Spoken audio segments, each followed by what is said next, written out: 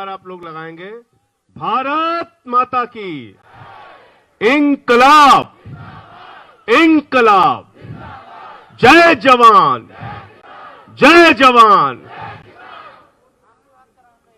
मंच पर आसीन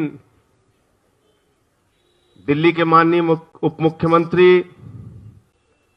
भाई मनीष सिसोदिया जी,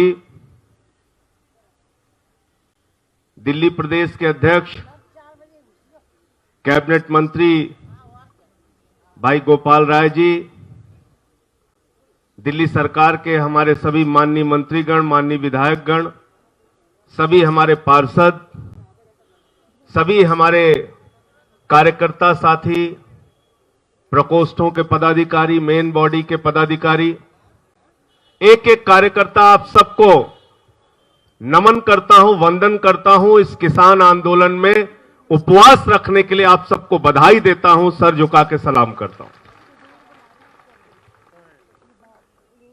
साथियों,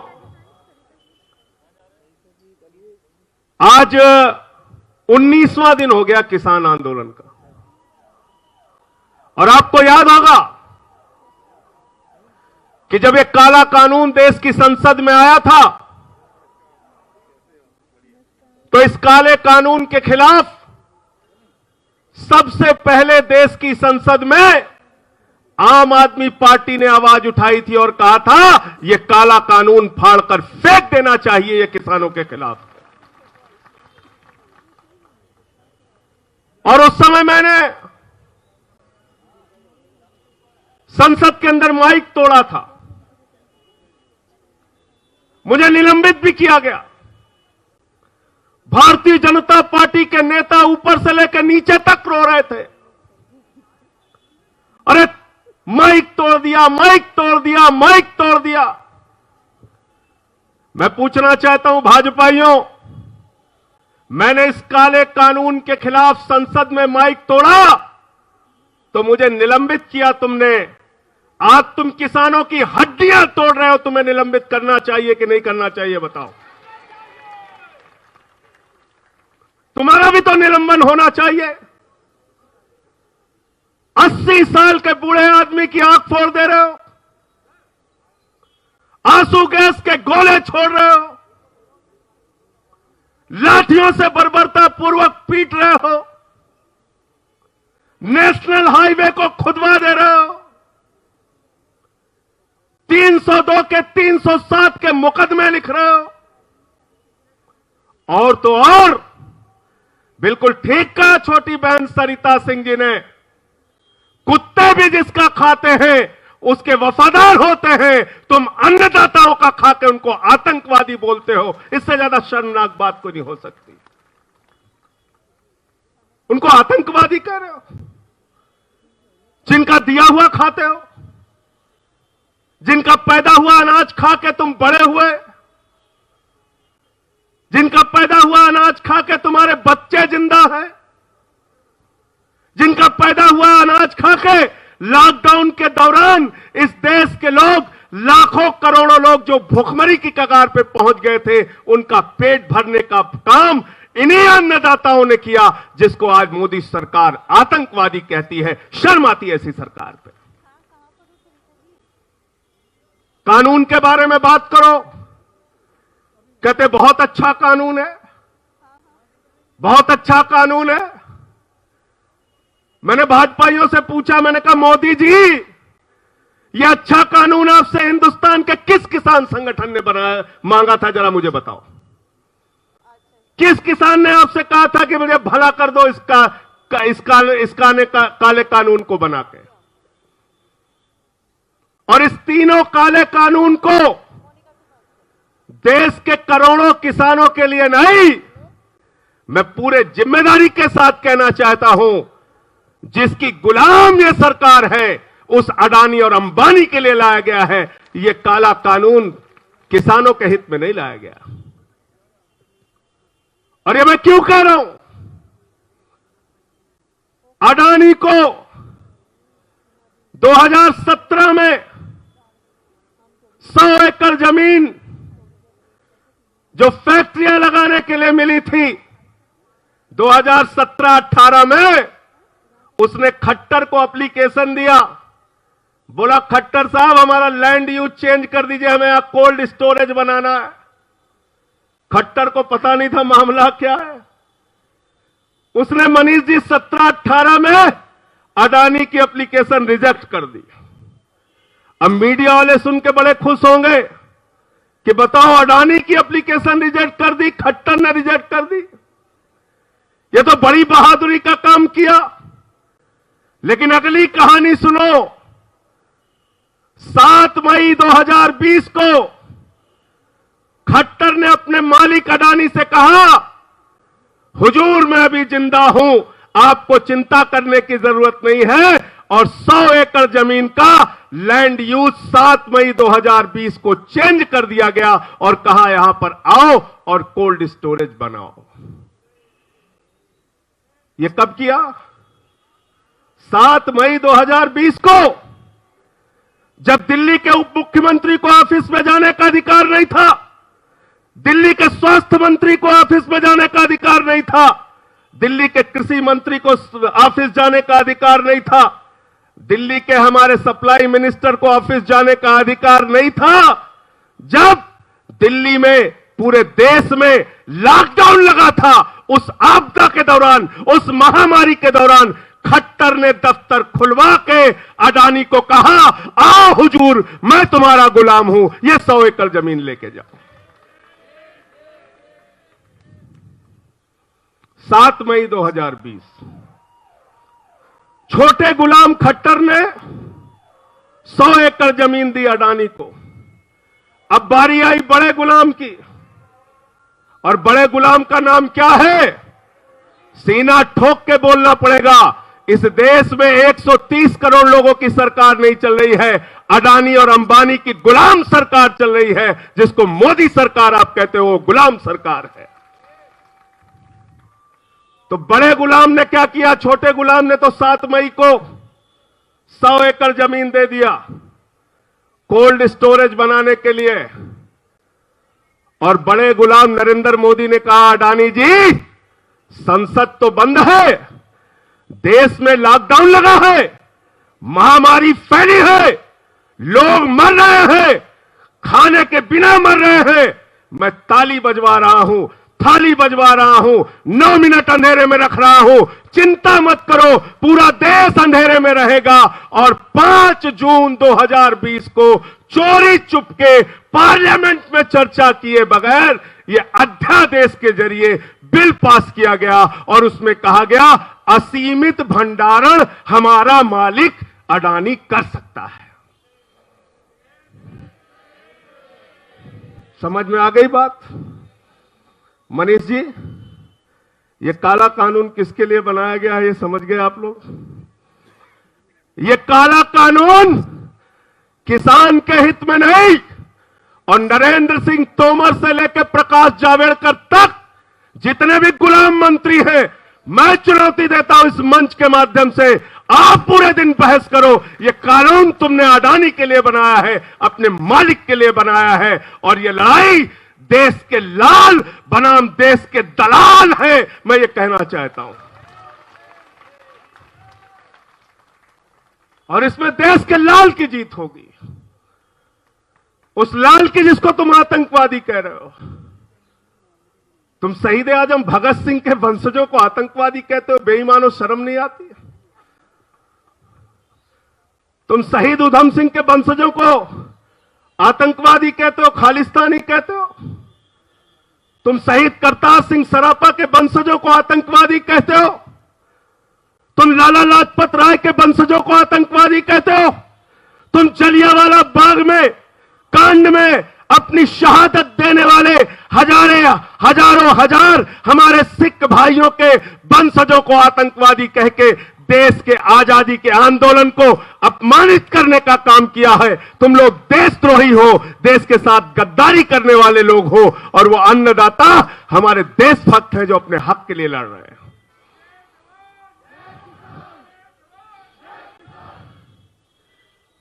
आपने कहानी पढ़ी होगी, खबरें पढ़ी होंगी आपने, पढ़ के आंख में आंसू आ गया। पिता सिंगू बॉर्डर पे आंदोलन में बैठे हुए थे। बेटा सीमा पर शहीद हो गया, सुखबीर सिंह। बेटा सीमा पर भारत माता की रक्षा के लिए शहीद हो रहा है और पिता धरती माता की रक्षा के लिए आंदोलन कर रहा है। और ऐसे लोगों को आतंकवादी कहने वाले लोग कौन हैं, ये हमको और आपको तय करना होगा। ये देश के गद्दार लोग हैं, ये अडानी और अंबानी के गुलाम लोग हैं जो अन्नदाताओं को अपमानित करने का काम कर रहे हैं। और ऐसे समय में साथियों और दोस्तों, पूरे देश के अंदर यह हो रहा है। अडानी ने मोगा के अंदर में भी अपना कोल्ड स्टोरेज बना लिया। पूरे देश में अडानी और अंबानी के कोल्ड स्टोरेज बन रहे हैं और आपको समझाया जा रहा है किसान के हित में बिल है, किसान के हित में बिल है। मई के महीने में, जून के महीने में हमको आपकी चिंता थी कि पड़ोसी की जान कैसे बचेगी। हमको आपको चिंता थी कि हमारे मोहल्ले में कोई भूखा तो नहीं है। मोदी जी को चिंता थी आपदा में अवसर तलाशो, हमारे 2 मालिकों का पेट हम कैसे भरेंगे। आप गरीबों का पेट भर रहे थे, मोदी जी अपने मालिक का पेट भर रहे थे, अडानी का, अंबानी का पेट भर रहे थे। और इस 3 बिल के अंदर कहीं पर भी एमएसपी की गारंटी नाम का शब्द नहीं लिखा हुआ है। मैंने कहा भाजपाइयों, इसमें एमएसपी की गारंटी कहां है? तो कहने लगे संजय जी, अरे आपने सुना नहीं मोदी जी ने कितना बढ़िया भाषण दिया पार्लियामेंट में, प्रधानमंत्री ने कह दिया एमएसपी मिल जाएगी, एमएसपी मिल जाएगी। आप क्यों नहीं मानते? प्रधानमंत्री की बात पे आपको भरोसा नहीं है? तो मैं यहां जितने चंद लोग बैठे हैं उनसे पूछना चाहता हूं, अगर आप लोग कह दोगे मैं भी प्रधानमंत्री जी की बात मान लूंगा। प्रधानमंत्री जी ने भाषण दिया था 2 करोड़ रोजगार देंगे, मिल गया क्या? जोर से बोलिए। प्रधानमंत्री जी ने कहा था हर खाते में 15 लाख आएगा, आ गया क्या? प्रधानमंत्री जी ने कहा था जीएसटी से दूसरी आजादी मिल जाएगी, मिल गई क्या? प्रधानमंत्री जी ने कहा था नोटबंदी से तकदीर बदल जाएगी, बदल गई क्या? प्रधानमंत्री जी ने startup India, make in India, stand up India, sit up India, sit down India, जो मन में आया बोला। सब हो गया क्या? हुआ क्या? तो प्रधानमंत्री जी अगर कह रहे हैं कि एमएसपी मिल जाएगी तो मिल जाएगी क्या? बाद में क्या बोलेंगे? क्या बोलेंगे? जोर से बोलिए। जुमला था, जुमला था। तो किसान भाइयों को क्यों भरोसा नहीं?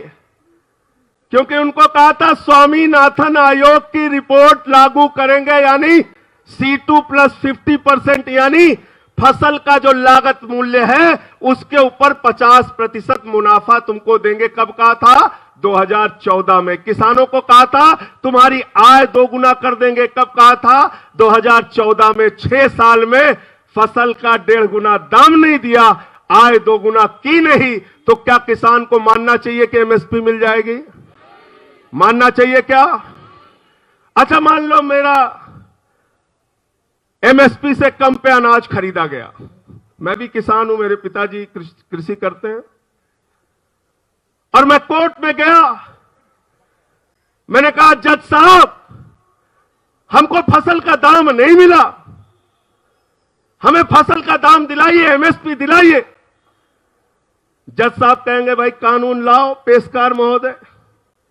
वकील साहब भी बहस करेंगे हमारे, उस कानून में पढ़ेंगे तो एमएसपी नाम का कहीं जिक्र नहीं। तो जज साहब कहेंगे भाई इसमें एमएसपी तो लिखा नहीं। तो मैं उनसे कहूंगा जज साहब, आपने मोदी जी का भाषण नहीं सुना? उन्होंने कहा था एमएसपी देंगे, जरूर देंगे, बार बार देंगे, सही सही देंगे।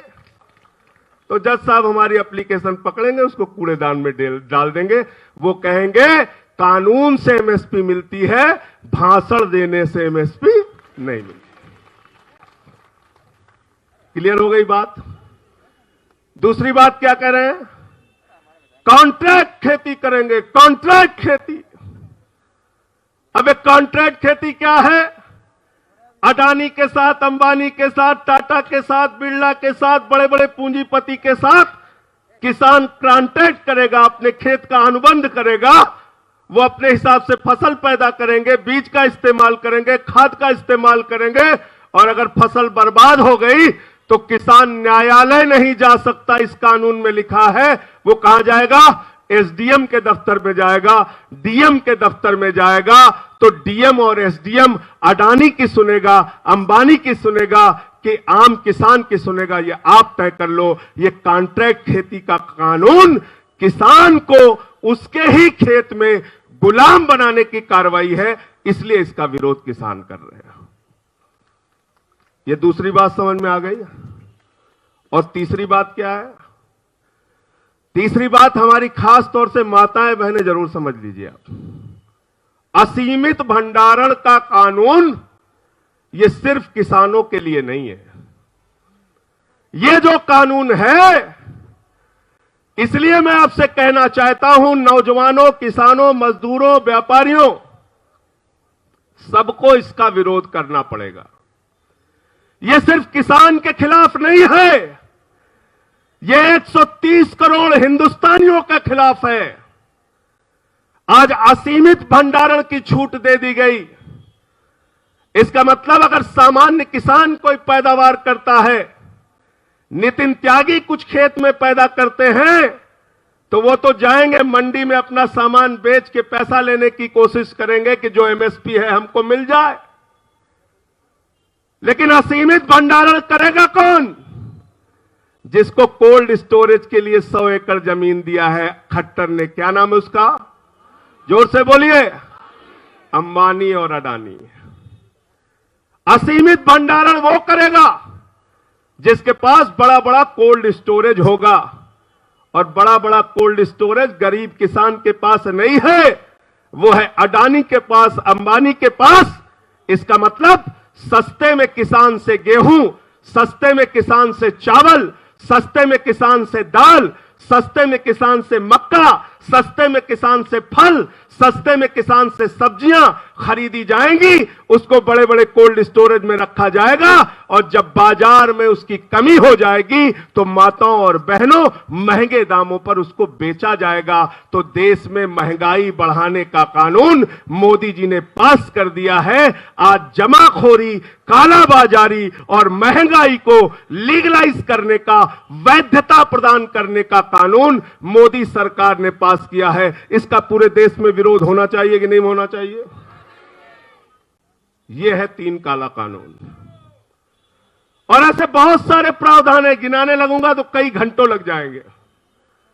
ऐसे बहुत सारे प्रावधान इस कानून में हैं जो किसानों के खिलाफ हैं, और उनको समझाया जा रहा है बहुत अच्छा बिल है, बहुत अच्छा बिल है। अरे भैया, वो बैल को बधिया बांध के खेत जोतते हैं, उनको मत सिखाओ तुम।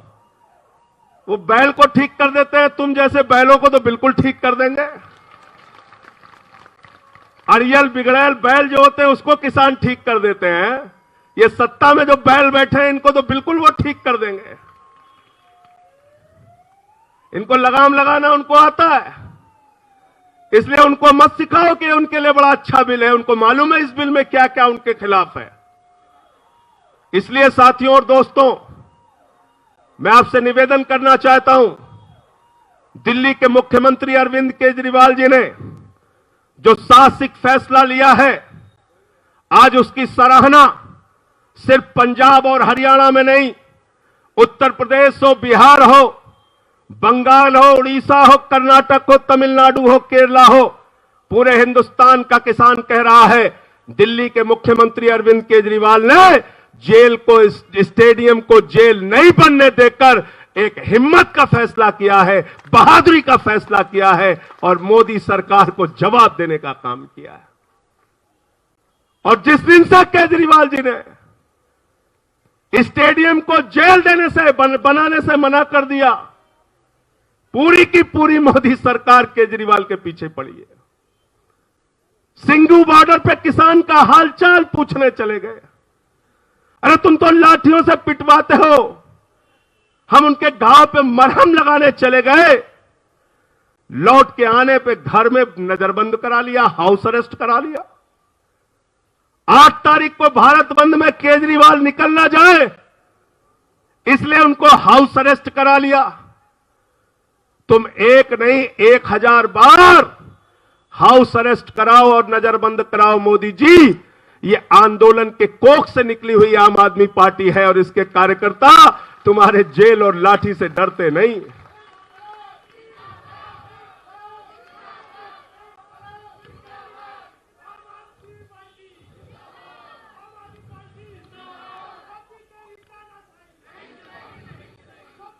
और कांग्रेसियों ने क्या किया?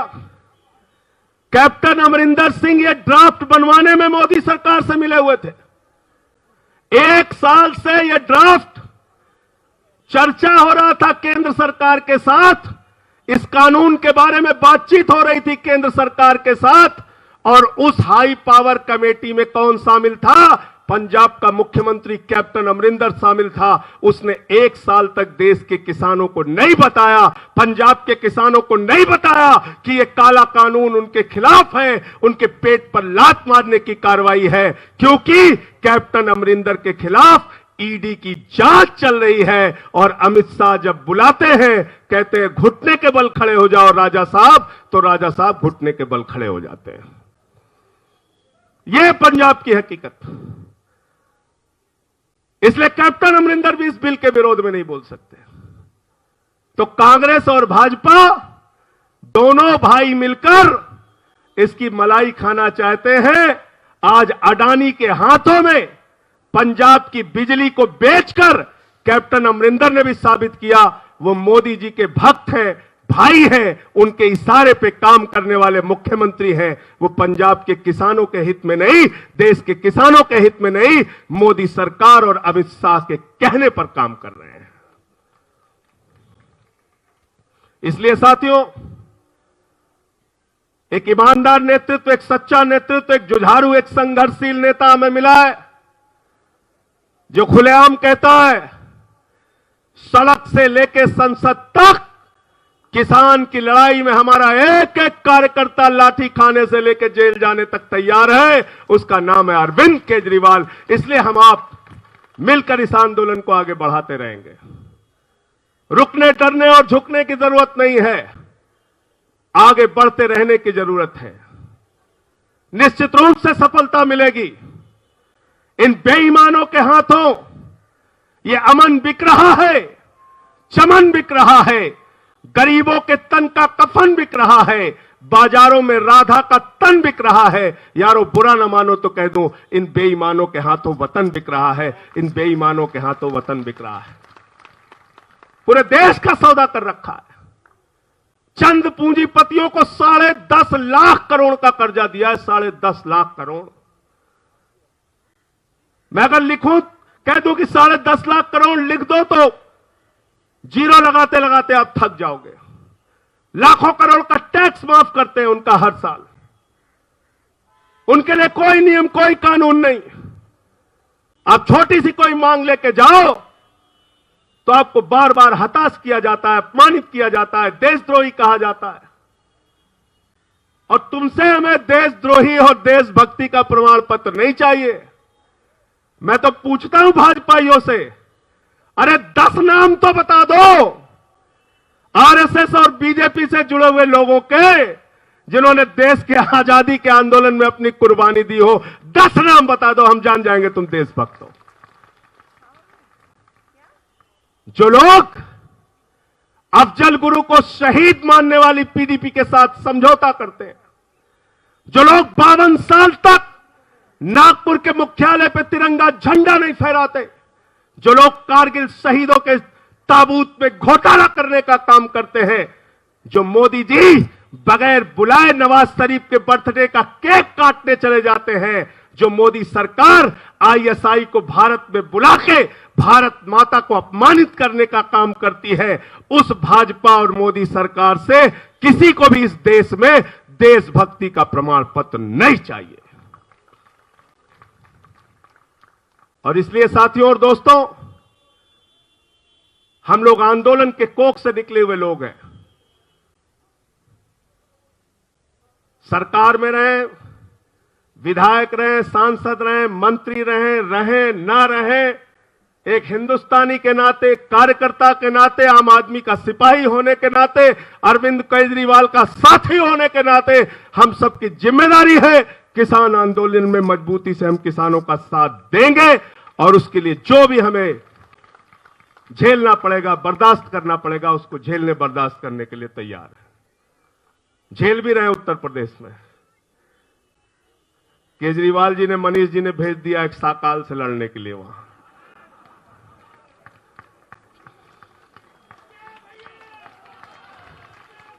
चौदह मुकदमे कर दिया साकाल ने, देशद्रोह भी लगा दिया जिसका आदिल जिक्र कर रहे थे। तो मैंने साकाल से कह दिया, साकाल 14 नहीं 1400 मुकदमे लिख लेना मेरे खिलाफ, लेकिन तुम्हारे खिलाफ लड़ाई जारी रखेंगे। तो आप सबको फिर से सर झुका के हृदय की गहराइयों से बहुत बहुत शुभकामनाएं।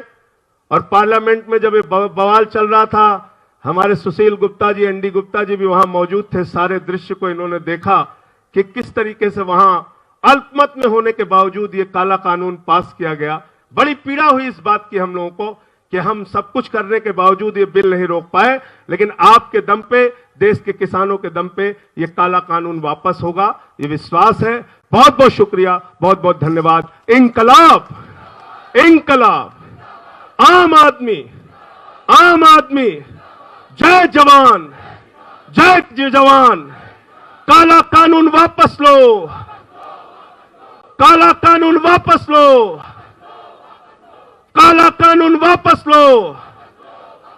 अडानी के गुलामों होश में आओ, अंबानी के गुलामों होश में आओ, काला कानून वापस लो। बहुत बहुत शुक्रिया, बहुत बहुत धन्यवाद संजय भाई। अब मैं निवेदन करूंगा राज्यसभा के सांसद आदरणीय सुशील गुप्ता जी से कि हम सबके बीच अपनी बात रखें। नेशनल दस्तक की आपसे गुजारिश है कि अगर इसको बचाना चाहते हैं तो नेशनल दस्तक को सब्सक्राइब करने के लिए रेड कलर के सब्सक्राइब बटन को दबाएं, फिर बेल आइकन की घंटी दबाएं। नेशनल दस्तक को बचाने के लिए बहुत जरूरी है कि हर खबर को शेयर करें, लाइक करें, कमेंट जरूर करें।